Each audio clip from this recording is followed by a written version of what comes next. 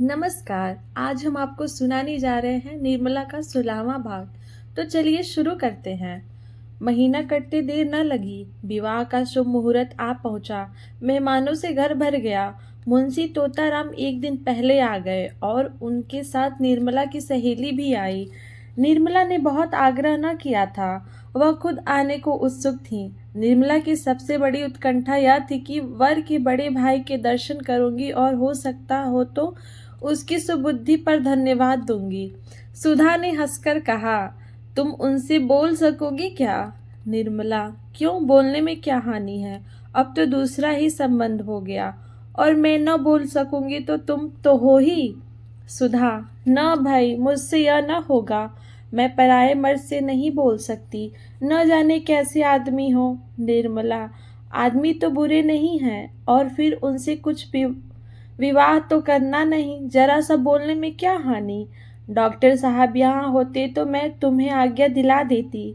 सुधा, जो लोग हृदय के उदार होते हैं क्या चरित्र के भी अच्छे होते हैं? पराई स्त्री को घूरने में तो किसी मर्द को संकोच नहीं होता। निर्मला, अच्छा न बोलना, मैं ही बोल दूंगी।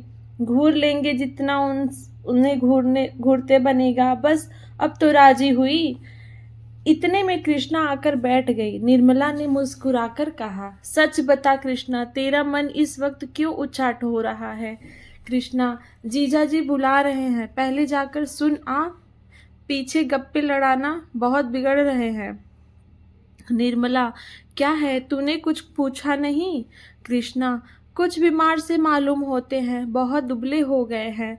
निर्मला, तो जरा बैठकर उनका मन बहला देती, यहाँ दौड़ी क्यों चली आई? यह कहो ईश्वर ने कृपा की, नहीं तो ऐसे ही पुरुष तुझे भी मिलता। जरा बैठकर बातें करो। बुढ़े बातें बड़ी लच्छेदार करते हैं, जवान इतने डिगियन नहीं होते। कृष्णा, नहीं बहन, तुम जाओ, मुझसे तो वहां बैठा नहीं जाता। निर्मला चली गई तो सुधा ने कृष्णा से कहा, अब तो बारात आ गई होगी, द्वार पूजा क्यों नहीं होता? कृष्णा, क्या जाने बहन, शास्त्री जी सामान इकट्ठा कर रहे हैं। सुधा, सुना है दूल्हा का भावज बड़े कड़े स्वभाव की स्त्री हैं। कृष्णा, कैसे मालूम? सुधा, मैंने सुना है, इसलिए चेताए देती हूँ, चार बातें गम खाकर रहना होगा। कृष्णा, मेरी झगड़ने की आदत नहीं, अब मेरी तरफ से कोई शिकायत ही ना पाएंगी तो क्या अनायास ही बिगड़ेंगी। सुधा, हाँ सुना तो ऐसा ही है, झूठ मोट लड़ा करती हैं। कृष्णा, मैं तो 100 बात की एक बात जानती हूँ, नम्रता पत्थर को भी मोम कर देती है। सहसा शोर मचा, बारात आ रही है। दोनों रमणियां खिड़की के सामने आ बैठी। एक क्षण में निर्मला भी आ पहुंची। वर के बड़े भाई को देखने की उसे बड़ी उत्सुकता हो रही थी। सुधा ने कहा, कैसे पता चलेगा कि बड़े भाई कौन है? निर्मला, शास्त्री जी से पूछूं तो मालूम हो। हाथी पर तो कृष्णा के ससुर महाशय हैं। अच्छा, डॉक्टर साहब यहाँ कैसे आ पहुंचे? वह घोड़े पर क्या है, देखती नहीं हो? सुधा, हाँ हाँ, है तो वही। निर्मला, उन लोगों में मित्रता होगी, कोई संबंध तो नहीं है? सुधा, अब भेंट हो तो पूछूं, मुझे तो कुछ नहीं मालूम। निर्मला, पालकी में जो महाशय बैठे हुए हैं वह तो दूल्हे के भाई जैसे नहीं दिखते। सुधा, बिल्कुल नहीं, मालूम होता है सारी देह में पेट ही पेट है। निर्मला, दूसरे हाथी पर कौन बैठा है, समझ नहीं आता। सुधा, कोई हो, दूल्हा का भाई नहीं हो सकता, उसकी उम्र नहीं देखती हो, 40 के ऊपर होगी। निर्मला, शास्त्री जी तो इस वक्त द्वार पूजा की फिक्र में है, नहीं तो उनसे पूछती। सहयोग से नाई आ गया। संदूकों की कुंजलियां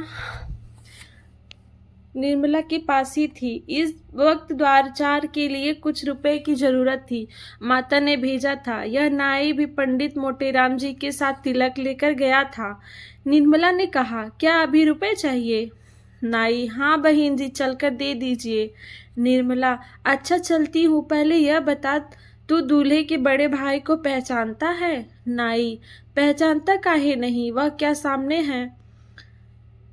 निर्मला, कहाँ, मैं तो नहीं देखती। नाई, अरे वह क्या घोड़े पर सवार है, वही तो है।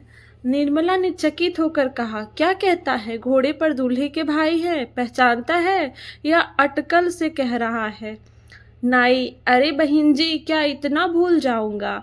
अभी तो जलपान का सामान दिए चला आता हूँ। निर्मला, अरे यह तो डॉक्टर साहब हैं, मेरे पड़ोस में रहते हैं। नाई, हाँ हाँ, वही तो डॉक्टर साहब हैं। निर्मला ने सुधा की ओर देखकर कहा, सुनती हो बहन इसकी बातें? सुधा ने हंसी रोककर कहा, झूठ बोलता है। नाई, अच्छा साहब, झूठ ही सही, अब बड़ों के मुंह कौन लगे? अभी शास्त्री से पूछवा दूंगा, तब तो मानिएगा। नाई के आने में देर हुई। मोटेराम खुद आंगन में आकर शोर मचाने लगे। इस घर की मर्यादा रखना ईश्वर की ही के हाथ में है। नाई घंटे भर से आया हुआ है और अभी तक रुपए नहीं मिले। निर्मला, जरा यहाँ चले आइएगा शास्त्री जी, कितने रुपए दरकार है, निकाल दूं? शास्त्री जी भुनभुनाते और जोर जोर से हाँफते हुए ऊपर आए और एक लंबी सांस लेकर बोले, क्या है, यह बातों का समय नहीं है, जल्दी से रुपए निकाल दो। निर्मला, लीजिए, निकाल तो रही हूँ, अब क्या मुंह के बल गिर पड़ूं? पहले यह बताइए कि दूल्हे के बड़े भाई कौन हैं? शास्त्री जी, राम राम, इतनी सी बात के लिए मुझे आकाश पर लटका दिया। नाई क्या न पहचानता था? निर्मला, नाई तो कहता है कि वह जो घोड़े पे सवार है वही हैं। शास्त्री जी, तो फिर किसे बता दे, वही तो हैं। नाई, घड़ी भर से कह रहा हूं पर बहन जी मानती ही नहीं। निर्मला ने सुधा की ओर स्नेह, ममता, विनोद, कृत्रिम तिरस्कार की दृष्टि से देखकर कहा, अच्छा तो तुम ही अब तक मेरे साथ यह त्रिया चरित्र खेल रही थी। मैं जानती तो तुम्हें यहाँ बुलाती नहीं। उफ, बड़ा गहरा पेट है तुम्हारा। तुम महीनों से मेरे साथ शरारत करती चली आती हो और कभी भूल से भी इस विषय का एक शब्द तुम्हारे मुंह से नहीं निकला। मैं तो 2-4 ही दिन में उबल पड़ती। सुधा, तुम्हें मालूम हो जाता तो मेरे यहाँ आती ही क्यों? निर्मला, गजब रे गजब, मैं डॉक्टर साहब से कई बार बातें कर चुकी हूँ, तुम्हारे ऊपर यह सारा पाप पड़ेगा। देखा कृष्णा, तूने अपनी जेठानी की शरारत, यह मेरी मायाविनी है, इनसे डरती रहना। कृष्णा, मैं तो ऐसी देवी के चरण धो धो कर माथे चढ़ाऊंगी, धन्य भाग की इनके दर्शन हुए। निर्मला, अब समझ गई, रुपए भी तुम्ही ने भिजवाए होंगे। अब सिर हिलाया तो सच कहती हूँ, मार बैठूंगी। सुधा, अपने घर बुलाकर मेहमान का अपमान नहीं किया जाता। निर्मला, देखो तो अभी कैसी कैसी खबरें लेती हूँ। मैंने तुम्हारा मान रखने को जरा सा लिख दिया था और तुम चुप सचमुच आ पहुंची। भला वहां वाले क्या कहते होंगे? सुधा, सबसे कहकर आई हूँ। निर्मला, अब तुम्हारे पास कभी न आऊंगी। इतना तो इशारा कर देती कि डॉक्टर साहब से पर्दा रखना। सुधा, उनसे देख लेने ही से कौन बुराई हो गई? न देखते तो अपनी किस्मत को रोते कैसे, जानते कैसे कि लोभ में पड़कर कैसी चीज खो दी। अब तो तुम्हें देखकर लालाजी हाथ मलकर रह जाते हैं। मुंह से तो कुछ नहीं कहते पर मन में अपनी भूल पर पछताते हैं। निर्मला, अब तुम्हारे घर कभी न आऊंगी। सुधा, अब पिंड नहीं छूट सकता, मैंने कौन तुम्हारे घर की राह नहीं देखी है।